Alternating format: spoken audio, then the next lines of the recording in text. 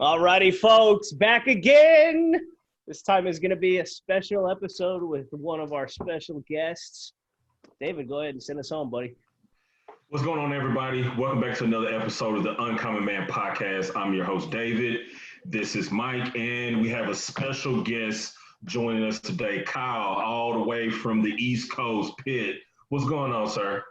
Hey, guys. Well, I just want to say thank you so much for having me on. Yeah, grew up around the Pittsburgh area, and here to talk a little college sports with y'all, little Steelers, Denver Broncos matchup, and maybe a little bit of hockey if we got the time for it. We're all Oh, we got plenty of time. We gonna make time tonight. We gonna make time. Well, I appreciate it. So, fellas, let's get into this. So, the state of college football right now is, in polite terms, shit. I mean, I think we all can agree. I mean, at this point, I don't know who the fuck is playing and who's not playing at this point. So let's get into this. Let's go over to the Pac-12, which you soybean people over there in Oregon who decided and Colorado, motherfucker. That's the Buffaloes too, bitch. Who decided that they're just going to opt out of the 2021 season. So thoughts, opinions, Mike? Dude, nothing surprised me about that. Like, are you kidding me? It's the end of the flyover states. Of course, all the fucking Birkenstock states are going to shut down because of this coronavirus, bro. I mean, what were we expecting? So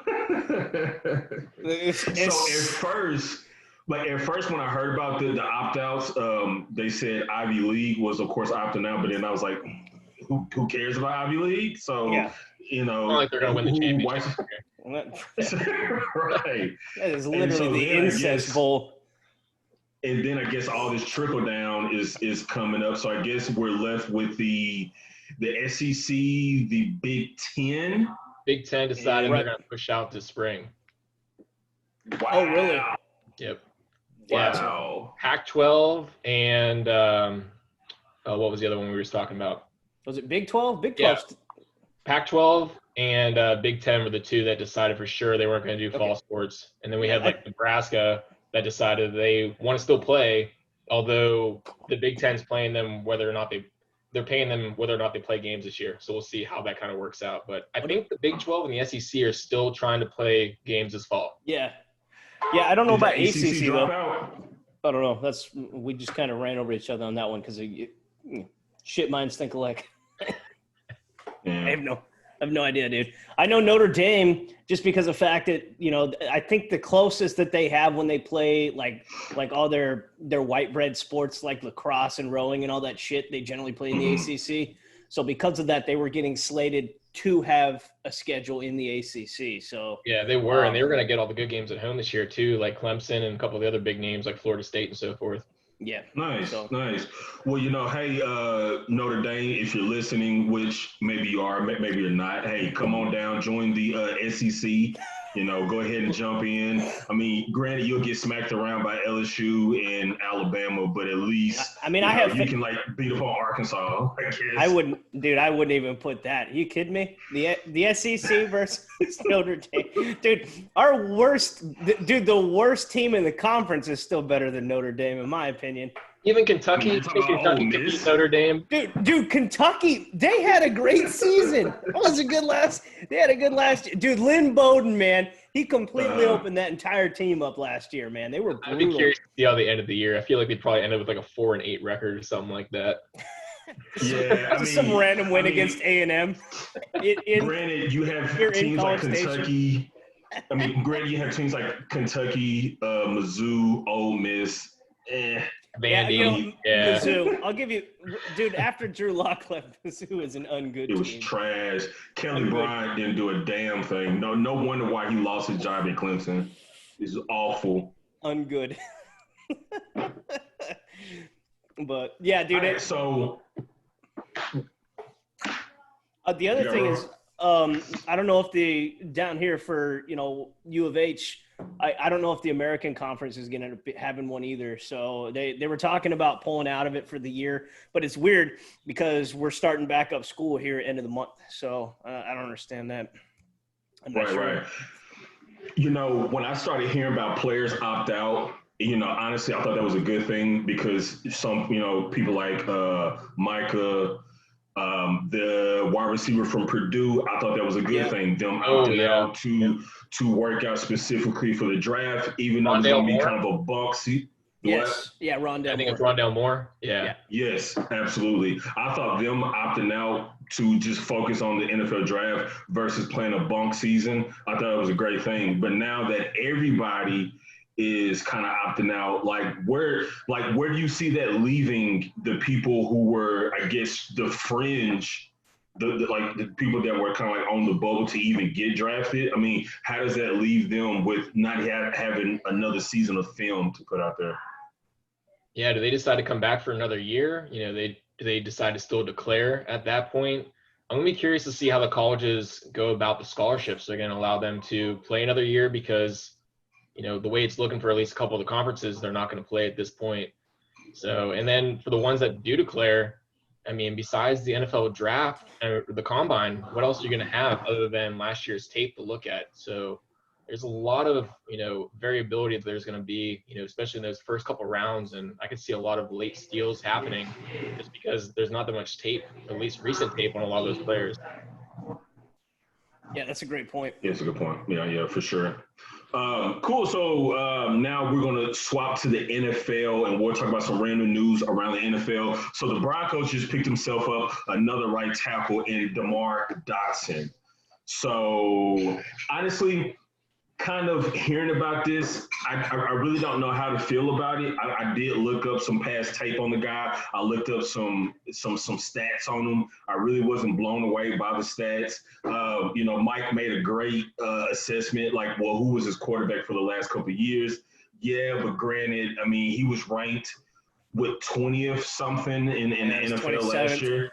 Yeah, 27. So you can round that one up to. You can round that to 30 if you want. I mean, basic math says that's really not good. Not really digging the new addition, I guess. But I mean, having somebody there is better than not having anybody there. I mean, right.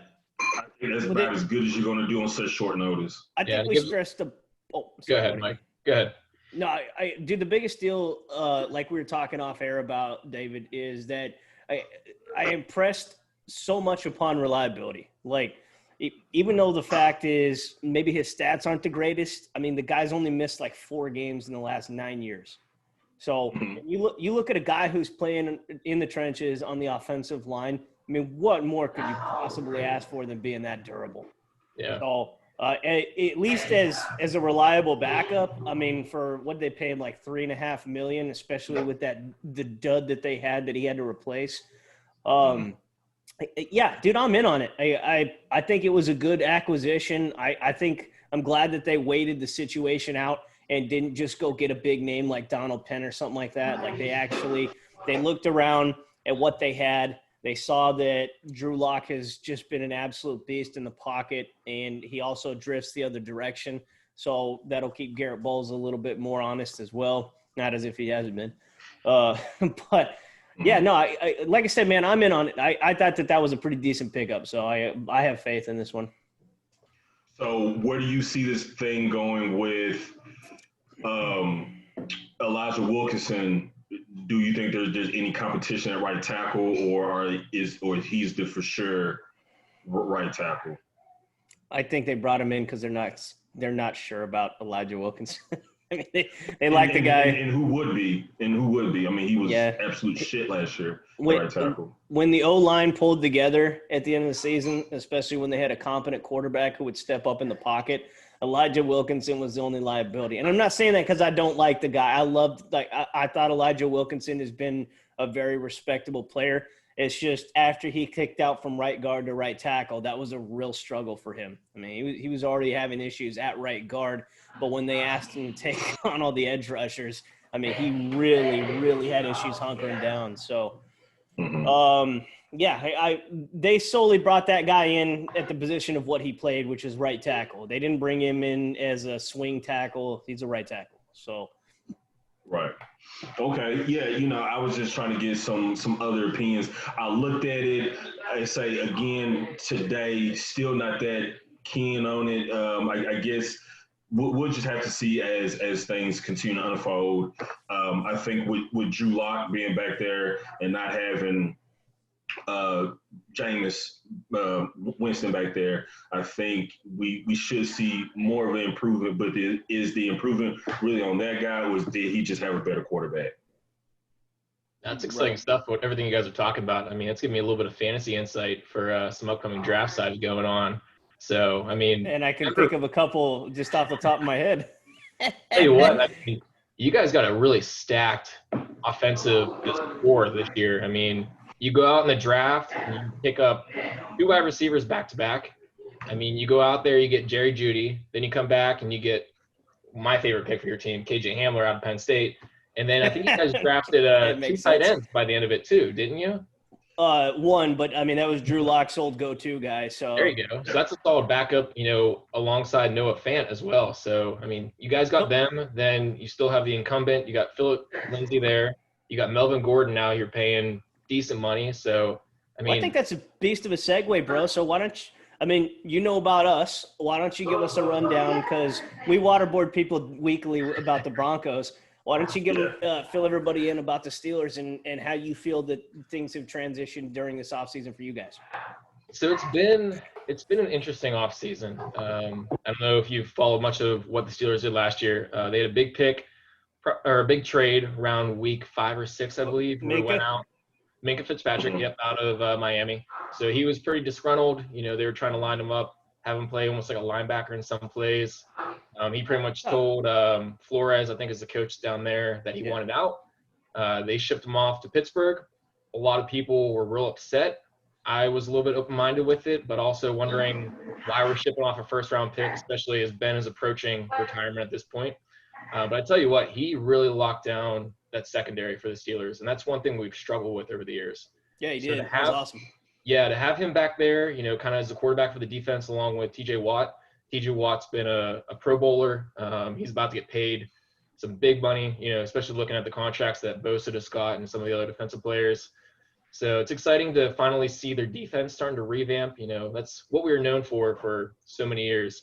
And along with our offense, which was middling of the pack last year. If you followed them, James Conner didn't seem to be able to finish a game. Yeah, he had a rough year. He was injured pretty much like every game, wasn't he? He did. I think there was like 6 or 7 games total that he either A, didn't start, or B, he didn't finish. So just not having a dependable back in Pittsburgh was a struggle. We got a young stud in Juju Smith-Schuster, so a lot of people love that guy. He's got a great attitude too, man. He does. He's definitely a 180 from Antonio Brown. And I think with Antonio Brown, he had too many headshots. Yeah. So do you believe just kind of just the atmosphere that's gone around, and people have gone circles talking about whether or not Antonio Brown's always been a head case versus just some of the brutal concussions that he's taken. Do you think that CTE has affected him? I think it has. I mean, Burfict lit him up the 1 year in playoffs. Right. That seemed to have a big issue for him. That was brutal. Yeah, that was painful to watch, dude. Yeah. It was brutal to watch our star player go down. And then, at the same time, you're cheering because that play ended up resulting in them being able to move the sticks and end up winning that game against Cincy that week. But they do that week after that, by the way. Yeah. What was that? Evo year? Really? That's what you're going to go off of? Well, you brought it up. I'm just if our defense, our secondary, that year wasn't as porous as Swiss cheese, it'd be a whole different conversation right now. Ifs and buts for candies and nuts, son. So, Kyle. No. Yeah. Let me ask you this. What is the contract situation, in your opinion, going to look like for Juju with him, I guess him being the offense, because you really can't, Big Ben, if everybody knows he's kind of almost out the door in Pitt. So pretty much he's the last remaining one of the offense that's young, viable option. So how is that contract situation going to look like with Juju? Yeah, I think it's a good question. I think it's going to come down to how he performs this year. We drafted last year as part of the Antonio Brown trade to Oakland, Deontay Johnson in the 3rd round, and he really came on as a rookie. Yeah. So, it'd be curious to see if the Steelers ask him to set up and, be that presence on the outside, maybe be a number one, if Juju were to leave or maybe even into this year. Personally, I want them to keep Juju, but I'm not sure we can afford him, especially with a lot of our offensive linemen, the contracts they have, such as Pouncey and DeCastro. And then you look at our D, we're about to pay TJ a fair amount of money, Minka Fitzpatrick in a year or two. So it's going to be tough to keep Juju. Hopefully they can juggle the numbers and make it work. But him and James Conner, repping a little bit this week. But, coming into a contract year this year, hopefully both of them can stay healthy, both of them can perform and, take that team from a almost wild card team to, maybe giving the Ravens a run for the division. Buddy, I got one for you. I'm curious, what are your thoughts on the quarterback depth room? Oh, man. Good start. I would sit up that beer there right there. So, I'm just kind of curious because you guys didn't draft one this year, right? No, we did not. So our quarterback room right now is Big Ben, who thankfully is back from his elbow surgery. Yeah. From the tape I've seen, he seems to look pretty good. We'll see, if there's still that zip and he plays well and has some sort of mobility when it comes to actually playing against the NFL defense. But after that, we got Mason Rudolph, who he's an okay backup. He could probably either stay with the Steelers as a backup. I don't see him being a starter in the NFL. Maybe go to another team and be that backup for them as well. And then we got Duck Hodges. So if you watched his film last year, Devlin Hodges, he was a mess. He really couldn't string it together for a full game, especially those last couple games of the season. We were doing the carousel between him and Mason Rudolph, especially after Mason Rudolph took that helmet to the head from Myles Garrett. So that was an interesting one. Yeah, that was assault on the field. So that was a little rough to watch. Yeah, that was a pretty wild one. But I sure as heck hope that either this year, you can cuss on here, by the way. Feel free to. Well, I sure as hell hope that they can draft either quarterback this upcoming year or the following year, because I only see a year or two left for Big Ben. And, the cheat code in the NFL seems to be that rookie quarterback. So if we could draft someone young that's solid, we got the defense, we have some weapons on offense, we could make a run in a couple years. But unless they really string it all together this year or next year, it's going to be tough for them to make a deep push in the playoffs. Well, for what it's worth, sir, I think you're sleeping on QB4 that you have on the roster, which, if I'm being serious, he's going to end up being QB1 at some point in time. Who is it? A prior first-round draft pick by the name of Paxton Lynch. Yeah. Oh, Denver. gosh. I could have sworn that guy was out the league. Dude, I did too. I'm waiting for him to be a cap casualty this year. Dude, Christ, you'll be better for it, dude. God, that guy was trash. So you have a video game nerd. You had somebody. So let's run down the quarterback room. You had Big Ben back sober and off corn. Mason Rudolph still got CTE from the helmet hit he took. You got old Duck especially from one of the most scary human beings on the face of the planet. Like, dude, Myles Garrett is a monster. Yeah. Oh my God. You got God. Duck Hodges living up to his name, throwing ducks out there. Then you got the video game guy. So Duck Hodges with a dip in his mouth. Let's hope and pray that Big Ben stays healthy. Otherwise, the Steelers are got a fucking camo mask on this offseason. Yes. So it sounds like that y'all are going back to grassroots and building defense first, then going to offense. Does that seem accurate? Yeah, and through untraditional routes too. I think the Steelers realize that we suck when it comes to actually drafting secondary. Artie Burns was a first-round pick a couple years ago, I think out of Miami. Didn't pan out, just signed with the Bears. I'm glad he's gone. He was not anything that he didn't live up to his expectations by any means.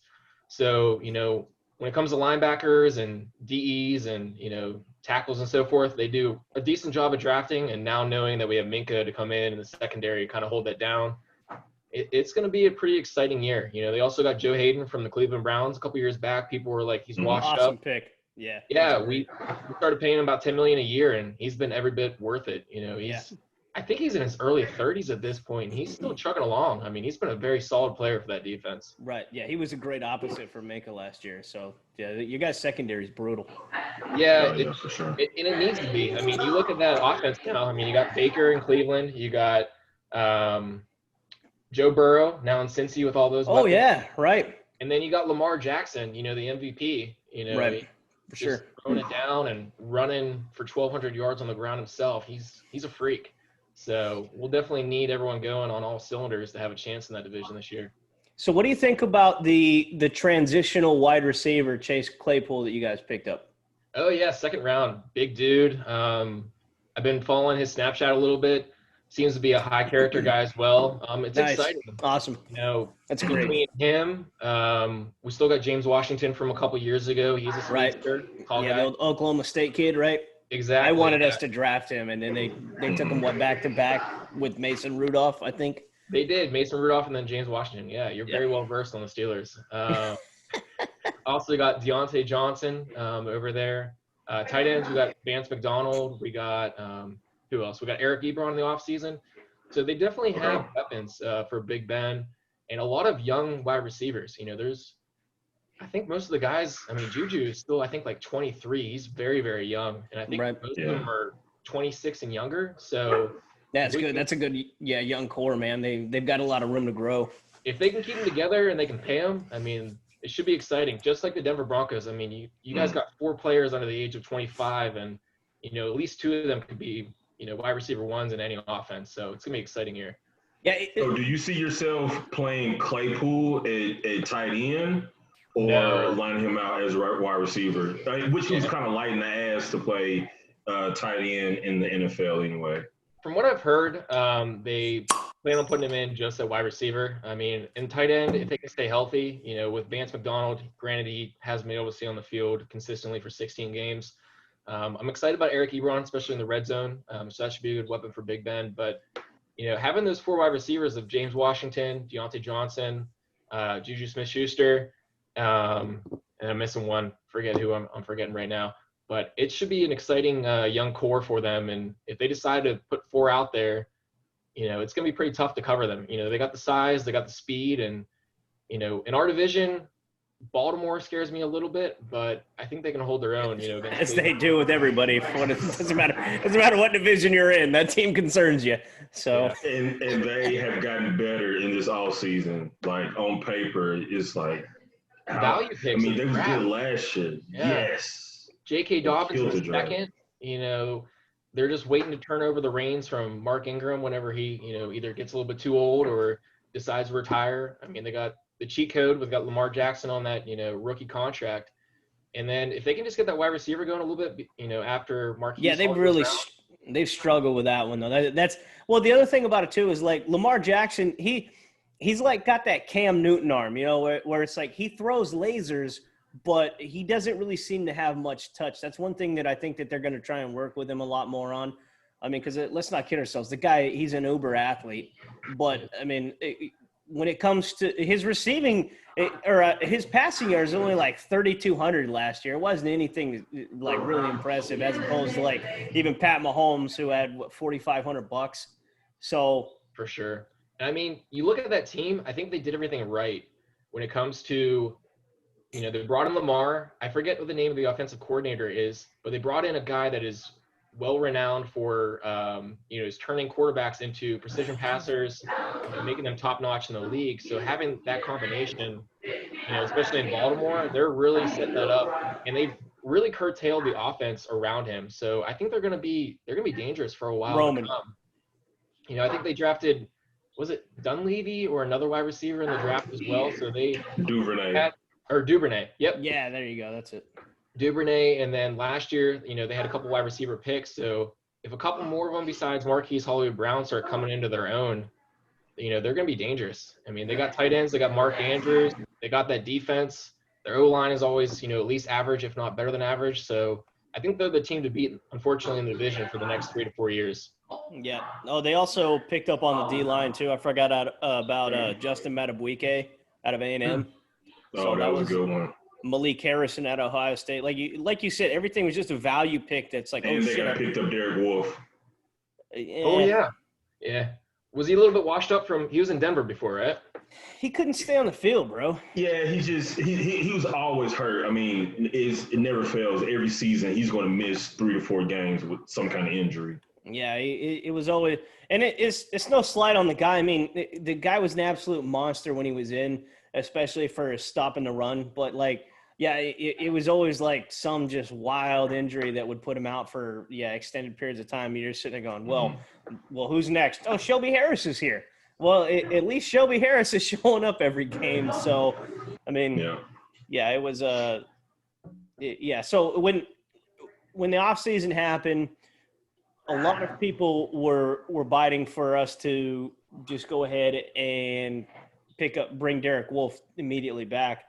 And a handful of us, myself and David, we were like, yeah, you know what? I'd rather have Shelby Harris because at least like in big moments – yeah, Derek Wolfe won a Super Bowl. That's cool and all, but Shelby Harris for the last 2 seasons when we stunk has been here for like bailing us out of the couple games that we should have lost, i.e. Pittsburgh.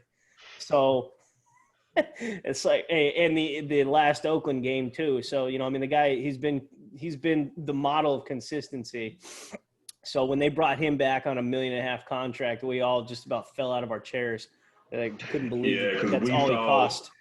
In which I don't know who priced him in the market or somebody in his camp was way overpricing him out there because we was hearing upwards of 10, 11 mil, and to get him deep on $1.50, I mean, that was ridiculous.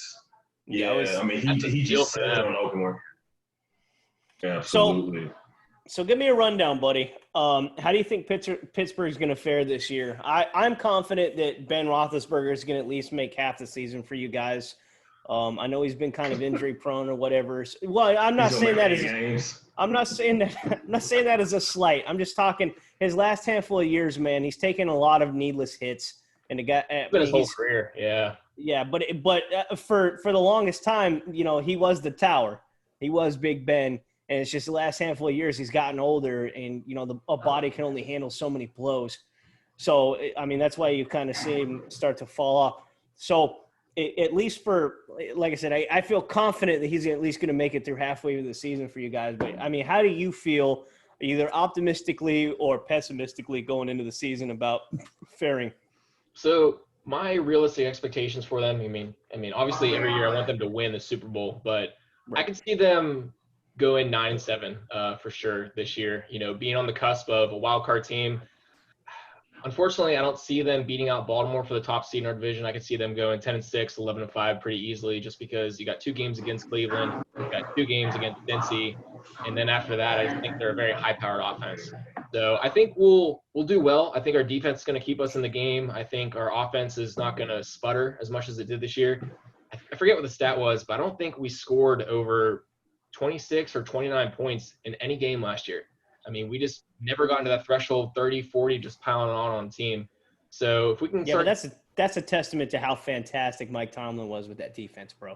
Because you guys had a really good record for a If we didn't have that defense, that first-round pick that we shipped off to Miami would have been a top 10 pick, easy. So thankfully they, kept us in a lot of games. They won us some games. I think Minkah Fitzpatrick had 2 or 3 turnovers for touchdowns that kind of sealed the game for us. And TJ Watt also had a couple strip sacks, to keep us in. But, if that young defense can keep us in the game, our O-line can stay healthy enough to keep Ben off the turf, I could see them going 9-7, realistically for the year. Maybe 10-6 if something goes their way.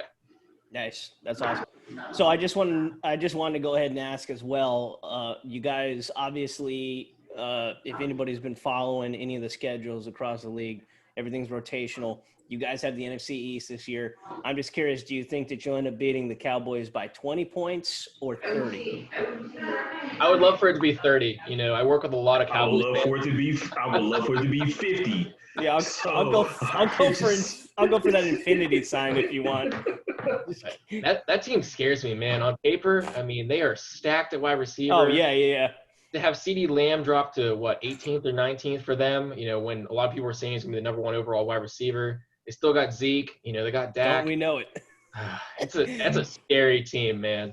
That is it. Yeah, but they're like this every year, though. Like every year, the Dallas, on paper, they're like one of the best teams in the NFL on paper, but it just doesn't translate. Look, I dude, think last year. Oh, go ahead, Mike. No, go run. Last year they had really unfortunate luck. I forget what the numbers were, but their point differential they had, they scored over 100 more points than the rest of the teams that they played. So, for them to only have what was it, an 8-8 record last year, the numbers That's behind par for the it. course. Yeah, the analytics behind it show that they should probably be more of a 10-6, 11-5 team. I don't see New York Giants giving much of a run. The Washington football team or whatever they are now, I don't see them give them much of a run. It's only the Eagles that they really have to worry about in the division. So we'll see how they fare this year, but I could see them winning that division. And believe me, I'm no Cowboys fan. You're right at home, baby. Good deal then. You're right at home. How do we? So Mike, based on everything Kyle has said, how do you think the Broncos is going to fare against Pitt? Ooh, man, I don't know, dude. See, here's the cool thing about it. So let's just go to the stats here. So every game right now, all time. Here, this is what you guys can see this shit too.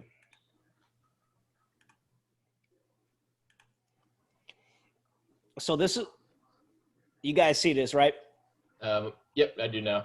Okay, so this is all time right now for the series, again, Denver versus Pittsburgh. Now, when I look at all these right here, these are close-ass games, dude. And, I mean, let's not kid ourselves. As fans, can you really ask for more than a good game? So, whatever ends up happening, history would dictate that it's going to end up being at least within a touchdown. I mean, I'll go on the record now, Mike. You want to put a case of beer on it? Yeah, of course. All right. Week 2, baby. So are we doing a spread or no? Or is it just a win or loss? Straight up. I'm just straight up on it. That's good. So what, if you win, I get Coors. If I win, I get Coors. If you win, you get Bud Light. Oh, I guess if we're going for water for beer, it's up to you.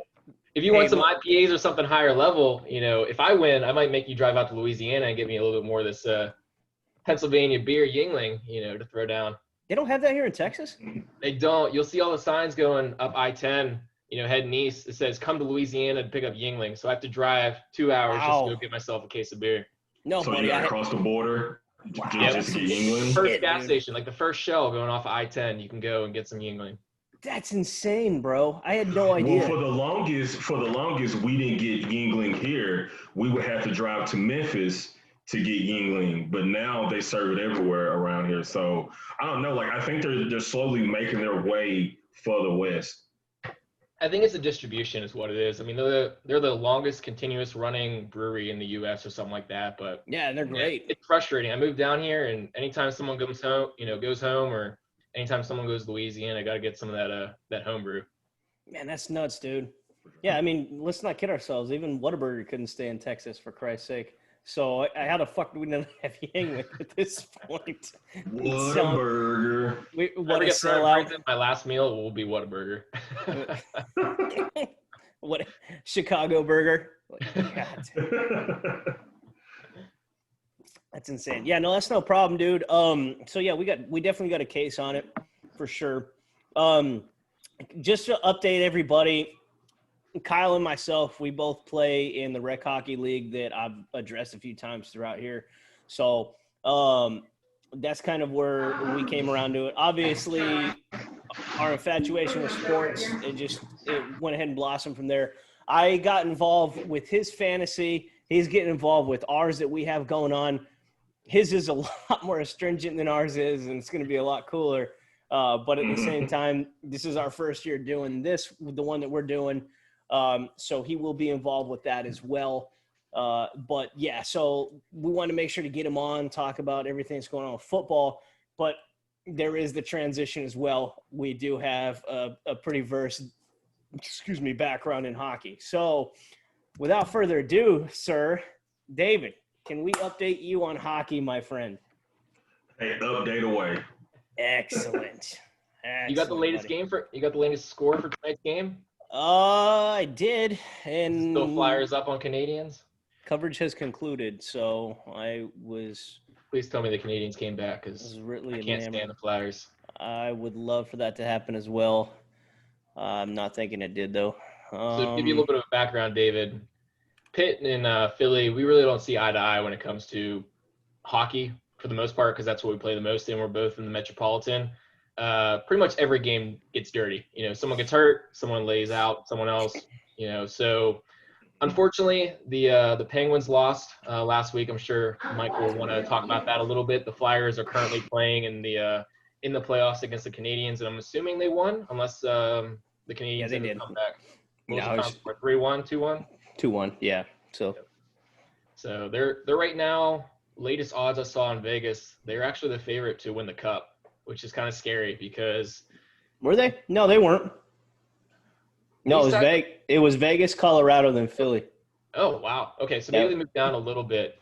But, I've always held on to the fact that they haven't won the Cup in about 50 or so years, so hoping it'll turn into 51 this year. It's probably going to, bro. I mean, look, I don't want to pep up the fucking West Coast, but let's not kid ourselves. I mean, St. Louis won last year. They were brutal at the beginning of the season. Yeah. They got the first seed, and then they got trounced by the two teams that were substantially better, one of them being Colorado.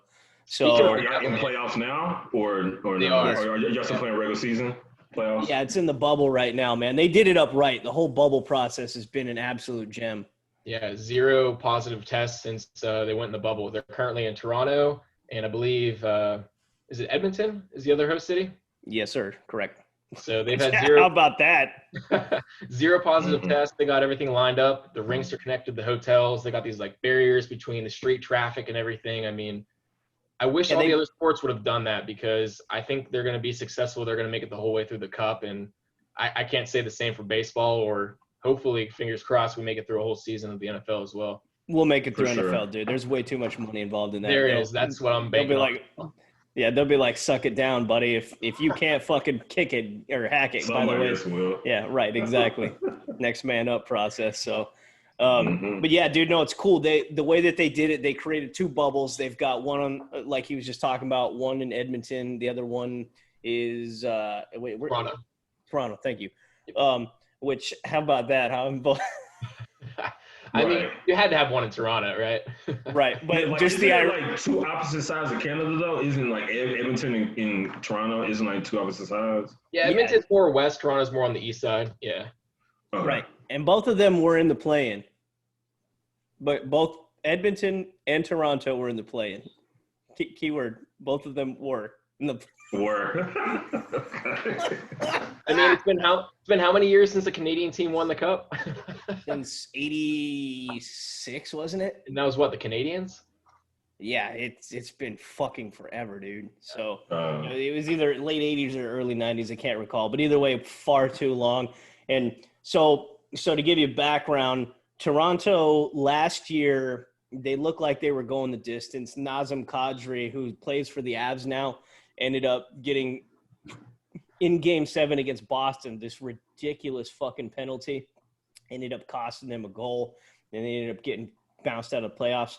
Well, this year, Kadri obviously plays for Colorado now. They really fleeced the shit out of the general manager for Toronto for picking up Kadri, and he's been a fucking beast for the Avs.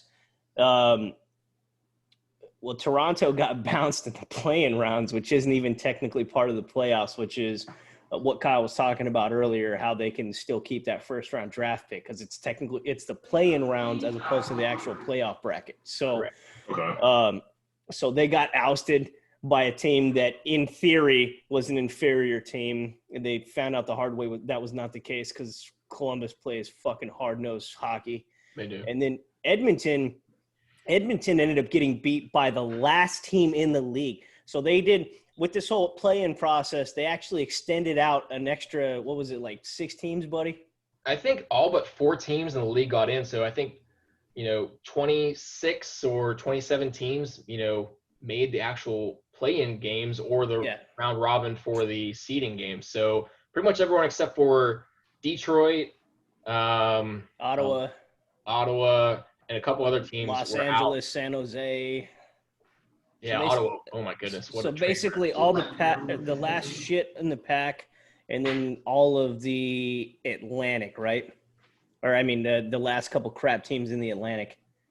Yes, I yeah. think was who I it think it was. was. I think you're right. I think it was like 4 or 'Cause 6 teams or something like that. I'm pretty sure that's the way it went. Was everybody in our conference, in Central Conference, made it, and everybody in your conference made it, and then I'm pretty. Yeah, I think Isles made it. Rangers made it. Pens, Caps, Flyers. Yeah, I Columbus. think Metropolitan and Central proved exactly how brutal those two conferences are, and then Pac and Atlantic. I think like the last 4 out of those 2 didn't make it. But anyways, buddy. So it was an extended playoff process, and it gave hope for some of the teams that basically were like top 10 draft picks, which still are. But it gave them hope to go into the playoffs. Well, one of them, Edmonton, was number 7 in the entire Pacific/Central Conference, so the entire West, because they break it down into 2 different halves instead of having 4 different conferences. So Edmonton ended up playing against Chicago, and Chicago just wiped the floor with them, dude. Just beat the piss out of them. So They did. yeah, and Edmonton was supposed to steamroll Chicago, dude. That They've team's got loaded. You got Draisaitl, you got Connor McDavid. I mean, their team is absolutely loaded. They could probably do a little bit better on defense, but I mean, yeah, like you said, they didn't even show up. And the same for the Penguins. Penguins played the Montreal Canadiens. They were saying it was going to be a 3 or 4 game series out of 5. Would have been easily the Pens, a nice little warm-up series. And our guys they didn't show up. Malkin played some piss poor, offense, especially his back checking. The speed just didn't seem to be there. And it's really hard for me to say that because he's my favorite player on the Penguins, outside of probably Crosby. And it's just, I think he's gotten up to the age where that fire may not be there. So it didn't seem like it, buddy. buddy. Hopefully he'll reignite next year. I mean, they got a very, very small window now. I thought this year was going to be the last great chance, trading away a bunch of picks for, Jason Zucker and other, top talents, and just couldn't get it all together. They just played very sloppy and very slow. Yeah, it was really weird watching Malkin this year, even like in the Capitals games, because I know that's your guys' big flair. Yep. And he kind of seemed like he was turtling. Like he would start shit, and then soon as and he backs off. Yeah, it was really weird because they were. I was like, man, dude, I didn't realize this guy was that big of a quitter. So it's weird because a couple years ago, he would take a lot of stick lifts or little slashes here and there, just little plays, sticks back or whatever. And after a while, he would just have enough of it. He would snap in the middle of a game, and he would get some kind of penalty, stupid penalty, but he would light a fire underneath him. He would just get angry and be super passionate about it. And he would come back and he would, score some ridiculous goal on the backhand or spinorama or something like that. But I haven't seen much of that this year. And I'm hoping, maybe with last year and this year, them having an extended offseason, for a couple years, not to toot our own horn, but, they did win back-to-backs. I think they were running out which is for a little super bit. awesome, dude. Yeah, no. And they got real close in that third, too. I mean, you guys are in spoiled, the salary bro. cap era to be able to run it, like Chicago did. Yeah, right. They had a special team for sure. So Correct. We'll see. But I mean, Malkin's 34 34. I think Crosby's 33 this year. Yeah, 87 is his birthday. So they're getting up there. They're slowing down a little bit, and we really don't have much of prospect pool. So if they're going to do anything, they better make some noise in the next year or two. But I really think your team is going to be one of the teams to beat, coming along. I mean, you got Crosby's best buddy, McKinnon. You just got a really young team. His protege, if you will. They seem to be clicking on all cylinders. Yeah. I was lucky enough to be with you. We were watching that OT thriller where they scored with, 0.1 seconds or something like that left in OT. Yeah, NHL record.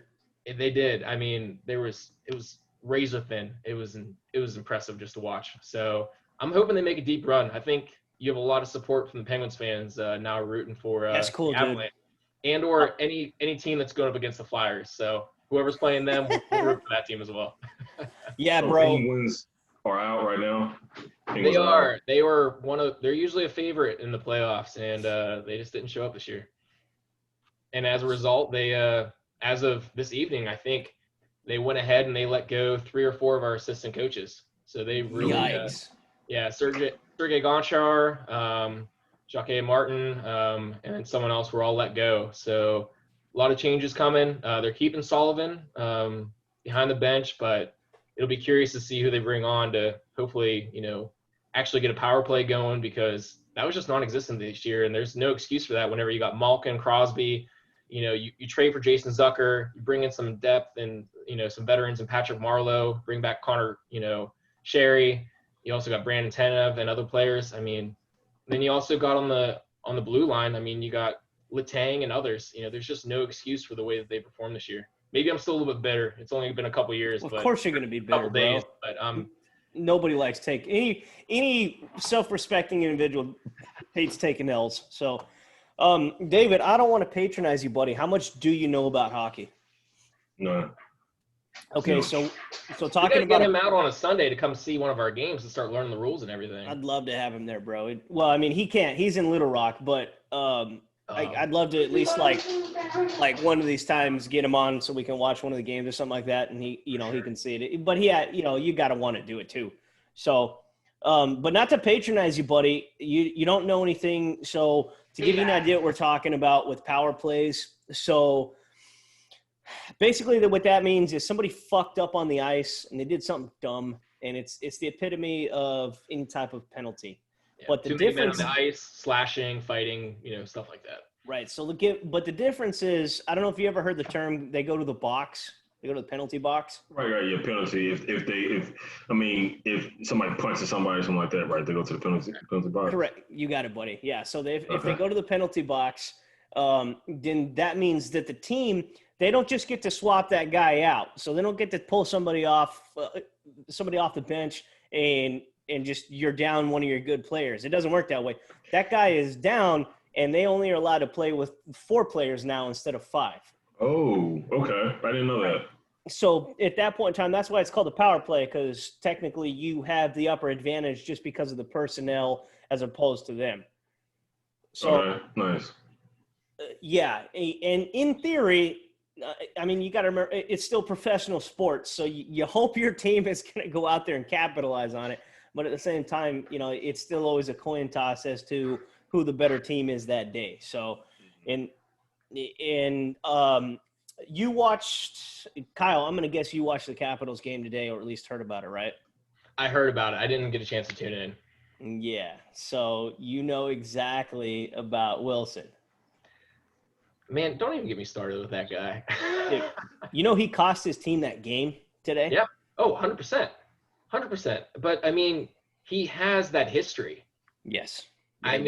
Especially when it comes to playing rivals such as the Penguins and other teams, he's a dirty player. He headhunts some players. He tries and either, injures them or take them out of the game, or just be a nuisance. He's not as bad as a Brad Marchand, from the Bruins, licking people's ears to try and get in their head, or, just playing dirty. Yeah, he's not right. But at the same Marchand's time, a fucking piece of work, bro. Tom Wilson, he can pot some goals, but I don't want to ever give him enough credit as an overall hockey player, because time and time again, it comes back to look at his track record, look at the number of suspensions he's had, look at all the dirty hits he's had. He just, in my opinion, he shouldn't be in the league. If we're going away from fighting, or we're going away from dirty hits, like the NFL's doing, why is he still in the league? Agreed. Yeah, I'm going to tell you right now, bro, like Tom Wilson. So the Penguins, their conference has the Capitals in it, so they have to face Tom Wilson 4 times a season. And he's a liability, dude. Like, how they still have this guy on the team is beyond me. He does score points, don't get me wrong, but it goes back to that coin toss process. It is a 50-50 flip every game whether he's going to show up and score 2 goals, or if he's going to show up and cost his team 2 goals because he does some dumbass bullshit and gets into a fight, or ends up, like Kyle said, taking a dirty hit, getting a suspension, getting a fine, whatever, and spends enough time in the box to where the other team capitalize on it and starts stroking in goals because they're up 5-4 for half the game. Have they not thought about cutting him yet, or anything? It's the opposite. They've been promoting him. Yeah, they've been giving him more money and everything. And I mean, don't even get me weird. started on the Caps fan. Is he a fan favorite? Is he like a fan favorite? Yes, they love Wilson. Whenever someone gets injured, if you listen to the fans, they start cheering. When, like, don't get me wrong, like, I hate the Flyers, I hate the Capitals, but if something were to happen to Ovi, Alexander Ovechkin, or someone on the Flyers, I'm not going to cheer when their player gets hurt. At the end of the day, it's a player's livelihood. They're trying to put meals on their family's table. They're trying to make the name for themselves in the sport. We don't want to see injuries. And this guy, I think that is part of the reason why he has so much passion in the NHL, is to try and hurt other people. And for their fans to get real excited whenever Crosby or someone else gets hurt, tell you what, that just fuels the fire in that rivalry. We hate each other. There's just no other way of putting it. Well, just in general, bro, it's like it. So hockey, in case you hadn't guessed by now, I mean, you're allowed to legally fight.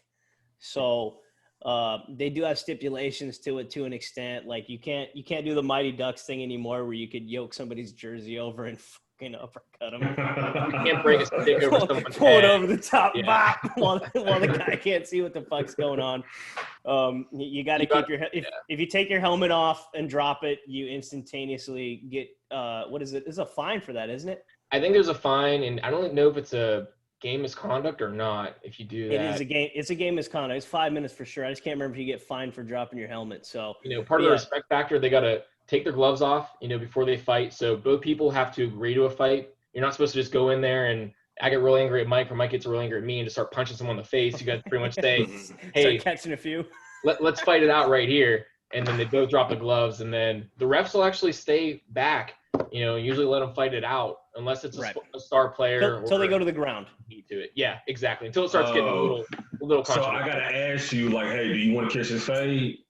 Agree. Okay, hold on. Let me take this off. That's the way it should work. If someone comes and just blindsides someone, then they might start, throwing a little fisticuffs. But most of the time it's, hey, I'm not liking what you're doing. Let's fight. And the other guy's like, yeah, sure. And they throw the gloves down.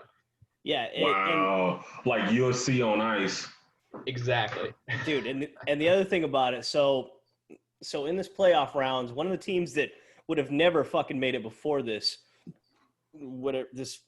pandemic fiasco.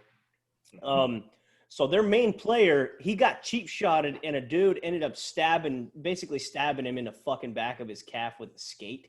Could have sliced his Achilles. Oh, you're talking about nasty. I know what you're talking about. Yep, it's exactly it. Yep. Yeah.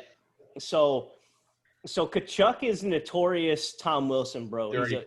He's a scuzzy little fucko. He's a product of nepotism in the NHL. He's not a good player. His stats are fucking pathetic, but his dad was a really prolific player back in the day for the St. Louis Blues.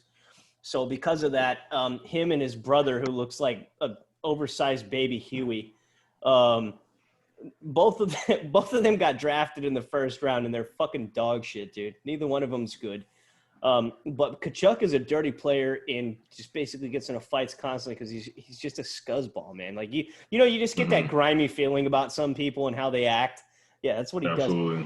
So, in case in point, would this happen? So for literally the next two games, because he injured Winnipeg's star player on a play that we know was fucking dirty. If you just watch it on the replay, it's par for the course for how this guy acts. They kicked the shit out of this guy for 2 games straight. Really? Dude. Oh, bro. Elbow to the face. Elbow to the face, bro. They were just fucking dropping bombs on him. Like, from the word go, they were cheap going by. Yeah, exactly. And you got to think, these guys are skating by at like 25, 30 miles an hour. So they'll catch him and just fucking bop real quick. And dude, I mean, you can't do anything but crumple to the ice, especially when a 6'3", 6'5" guy's hitting you, 240 pounds at 30 miles an hour. Like, I mean, it's all you can do to defend yourself. But yeah. So the other thing about when someone gets cheap shotted, it's not if, it's when they're going to end up getting into a fight. Like that's a customary. You got to accept shift or next shift. At some point, it's either going to be the person that he cheap shotted, or if the other team has an enforcer, someone's going to make a point and tell him, hey, we're not going to take any more of that shit. He's going to have to get into a fight. Yeah. He's going to but the cool thing about it is if they both get into the fight, they both have to split the box. So it's 4-on-4. Yep. Okay. That's fair, man. Right. Yeah. Yeah, No matter no matter if one dude, just punches the teeth in on the other guy or, if it's even fight, regardless, they both go to the box. Yeah. So there, right. So there is actually rhyme and reason that goes with it, man. That's what I said, dude. I think you'd be more enthused about hockey than you think, especially It's you just exciting. You Especially said US. With it, everybody, I'm getting educated today on hockey. Dude, you start watching it, you pick up the rules. I mean, it's fast paced, and you start seeing the way that, you think about it. These guys they're only on the ice for a 45-second shift, and they're going top speed at each other. I mean, they're running into each other into these plexiglass boards, which, yeah, it might sound like it's a little bit softer, but I tell you what, when you go full speed at someone, and if you hit them just right in the boards, you can knock the wind out of them. They're going to be struggling to get back to the bench after that hit. It's a really exciting sport. It's just super physical. And once you start picking up on the little nuances of it, there's a lot of finesse, a lot of speed, and then a lot of toughness to it too. So what do you think about the helmet rule in the NHL, buddy? They've got the grandfather rule without the visor, and then they've got the modernized rule with the visor, but you're still not allowed to wear a full face shield. Do you agree with that? I think it's tough. A lot of these guys are coming up, and depending on what the rules are in their lower leagues, you look at them and how many times they get teeth replaced and everything else. It's only a matter of when they're going to take a puck to the face. They're going to knock out teeth. Depending on where they get hit or how that puck ricochets. You can get shots breaking people's noses up close to the eyeballs, the orbital socket. That just gets messy right there. And some of the shots I've seen people take, especially as they're laying down to block a shot, right, or if they get a redirect and it just catches them in the head, that could real quickly just end someone's career. So, my thoughts are the more protection that they're okay with, the better. But at the same time, I understand the frustration with, the same thing with goalie gear and any other kind of protection gear. The more you add, the more it limits you, whether that's your vision, your skating ability and so forth. So I don't want them to take too much from the game that, it changes how someone is moving down the ice. But at the same time, I don't want to see someone's career get, abruptly ended just due to, an errant puck, just a ricochet or a nasty slap shot and so forth. So do you think that you should have the ability to at least state, I want to be able to wear a face shield or not? I do. I think it should be the player's choice. At the end of the day, if they decide they don't want to wear it, then that's on them. If they can take a shot, it's just nasty. And to give you an idea of it, David, so some of these defensemen, even some of the offensive players, when they line up a slap shot, you have this rubber frozen puck that is flying at sometimes speeds over 110 miles an hour. And if that hits you in just the right spot, that can cause some real damage. Just in general, if that hits you, bro. It's like a baseball, faster than a baseball coming at you. Well, it's solid too. There's no core to it. It's literally just a solid chunk of rubber. So, and then like you said, you think about it, just from a physics standpoint, it's also frozen too. Yep. So, things basically just a rocket paintball at that point in time. And you got guys week in, game in and game out, and they're just laying their bodies out there, just blocking shots, either, with their legs, with their torso, with their head, whatever they can get in front of it so that the shot doesn't make it on the goalie. So I give those guys mad props because, I've taken one or two, decent shots before, and they leave a hell of a welt on your skin. So it's definitely nothing to mess with. And, the guys we're playing with are maybe 50, 60, miles an hour, nothing like the 110 miles an hour shots that you're seeing for this guy. Players. I'll look forward to it next week. I think you're the only one I've actually drilled with the pucks so far. Dude, of all this, trying to just run me over. Bro, I can't tell you how many of them. I told you about. Oh yeah, you were there for the guy for the joint practice. The guy, he's on my team, by the way. So yeah, he's on my team. So we got this little dude, and he's yappy, bro. Like he just instantaneously thinks he's team captain, man. And he started just jawing at us, and he started jawing at me, like telling me what to do. And then while we were playing, dude, it's beer league, it's rec league. Nobody's out there. Nobody's going out. You don't need to be a gym class hero. No one's going pro. Nice, dude. Good reference. So he's out there like stick checking me and shit. And I finally was like, "What's your fucking trip, bro?" And then he just skated off. And I was like, "What the fuck is this guy's deal, man?" But week in and week out, this guy's all tweaky like that. So he came around at one point in time. And keep in mind, this guy's maybe $140.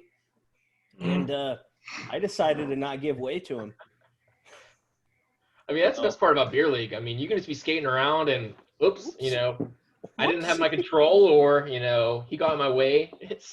He we're tried not to roll. at that level where we're able to control every single movement on the ice. Just shoulder into somebody. He tried to roll around a screen. There just happened to be another body there, and happened to be one that had a vengeance going against the guys. So made sure to uphold that vendetta. Lord. So, but yeah, buddy. So that's kind of a rundown on what's going on with hockey.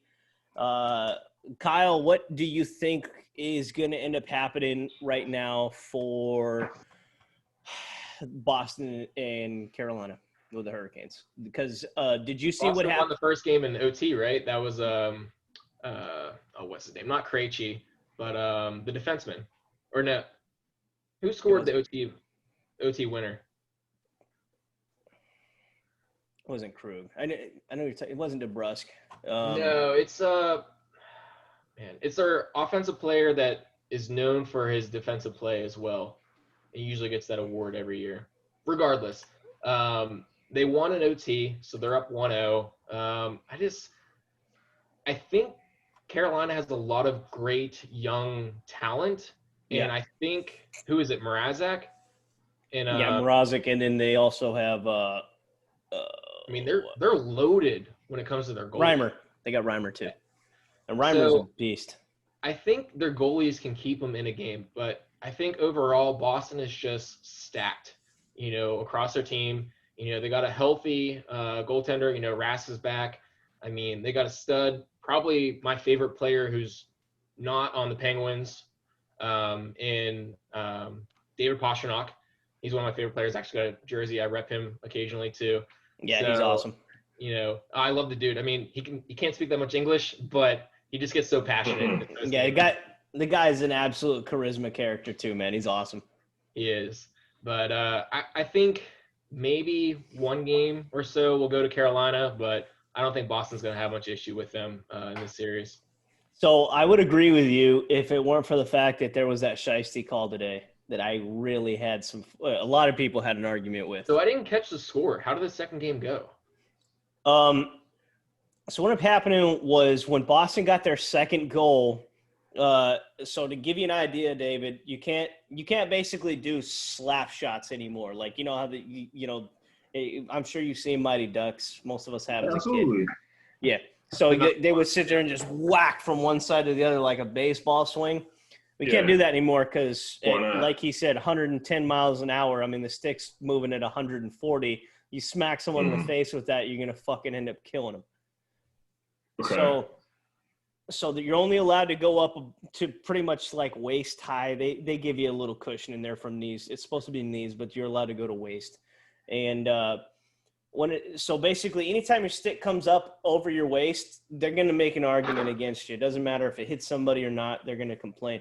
Well, the puck got chipped up in the air, which was a real fluke. And in the process of it, the Boston player grabbed it with his hand and threw it on the ground. Now, you're allowed to do that, but you're not allowed to do it with your stick in the air and then grab the puck and then pass it to your teammate. So he didn't. And also playing it above your head. Correct. So he grabbed it, dropped it on the ground, passed it, and then let it go. Well, the goalie, so as soon as he puts his mitt over the top of that puck, the play's over. It's dead. It's game over. You can't – if you go up and chip at the goalie's glove, someone's going to fuck you up, dude. You're going to get your ass beat. And this guy came through, and the refs are supposed to be good about that. The guy came through, swept the puck out from underneath his glove. So you think about this dude's got his hand there. It's kind of supposed to be that free zone, if you will. sweeps his hand through the fucking glove, which could have broke his fingers instantly. And then the puck got chipped to the player across from him while he's sprawled out this direction. Dude chipped it in for an easy goal. So was that the OT winner? No, this was goal 2. This is what pretty much kind of dictated the pace, dude. Okay. So I was mistaken. So yeah, they've only played one game. So it was I looked up the name. It was Patrice Bergeron. Bergeron, yeah, there you go. The goal. Yeah. So you're saying this one play was really what got the momentum going. It dictated the pace. Wow. So it ended up costing DeBrindamore. It ended up costing him $25,000, dude. And for the NHL, like, you think of most salaries, you don't think of $25,000 being a lot, but compared to the normal penalties for the NHL, that's pretty steep. Because usually you're getting like a $5,000 or $10,000 fine versus the NFL. I mean, you know, the Myles Garrett thing, you know, it was what, like $100,000 or $50,000? Yeah, it was just pocket change for him, dude.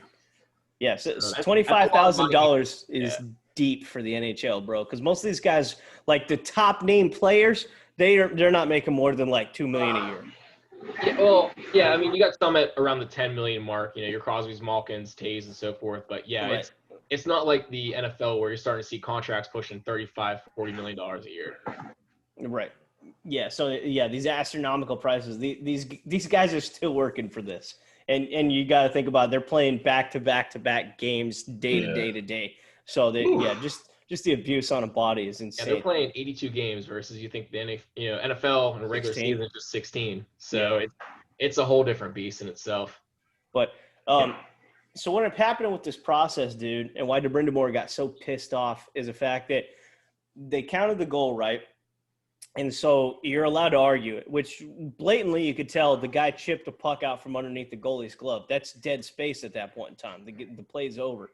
So DeBrindamore he's allowed to do just like the NFL. He can challenge the penalty, or he can challenge the play kind of deal, or whatever the ref call was. And so they wouldn't tell him what the call was. They wouldn't tell him whether or not it was an illegal hand pass or whether or not it was free safe, and they were supposed to blow the whistle for a dead puck as soon as. Then how does he argue the call if they don't even tell him what the call on the ice is? Bingo, dude. So they fined him $25,000 for his post conference because he said that that's bullshit. NHL's it's a fucking joke. Does he talk shit about the refs? Exactly, dude. They find him. Trash. Exactly. Trash the league. You're gonna fucking get trashed yourself. So, but dude, it was whack as fuck because they came back. The ref literally had the audacity, dude. He stood on the fucking ice while we're watching the goddamn game and goes, Carolina will be charged with a penalty. They have to send a guy, instead of like obviously 15 yards, they send a guy to the box for 2 minutes, and that's their penalty. I think they lose the timeout, right? Yeah. Yep. So they sent the guy to the box. They told him the challenge was lost, and the fucking ref goes, he challenged the fact that it was an illegal hand pass. In fact, it was supposed to be a dead play. The goal counts. Bro, the ref said it. He did the wrong challenge? Yeah, he did the wrong challenge? So instead of saying, okay, well, there's no – dude, the guy blatantly admitted to the crowd that they fucked up the goal. So instead of talking about the goal situation, he's like, your coach made the wrong call when it came to what he was signaling in for us to review. So it's on him. Oh, man. So the goal counts. I'd be all up in arms, dude. I'd be pissed. Dude, I was yelling at the TV like, are you fucking kidding? Dude, the guy, he vocally stated that they fucking shit the bed on it, but they weren't going to actually eat crow and admit that they were wrong, dude. It was so fucking ridiculous. But, oh, man. All right, Davis, you got an idea of what's going on right now with the hockey? I got a gist. It has been a dream having you on, buddy. We can't wait. We're looking forward to, some more endeavors with you in the future. Absolutely. We appreciate all your time, buddy. We don't want to take up any more of it. You got anything you want to plug, Kyle? Yeah, please. I don't think I got anything to plug. Appreciate you guys having me on. It was a blast. If you ever need a guest host again, just feel free to give me a shout. You know where I live, Mike. And dude, we'll see you this weekend for a little hockey and a little football, all right? Sounds good, buddy. I'm in.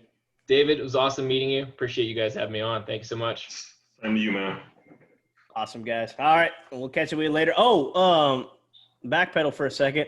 Everybody that's watching right now, enjoy. Obviously, you can tell this is a diverse podcast. We like talking to people from every background.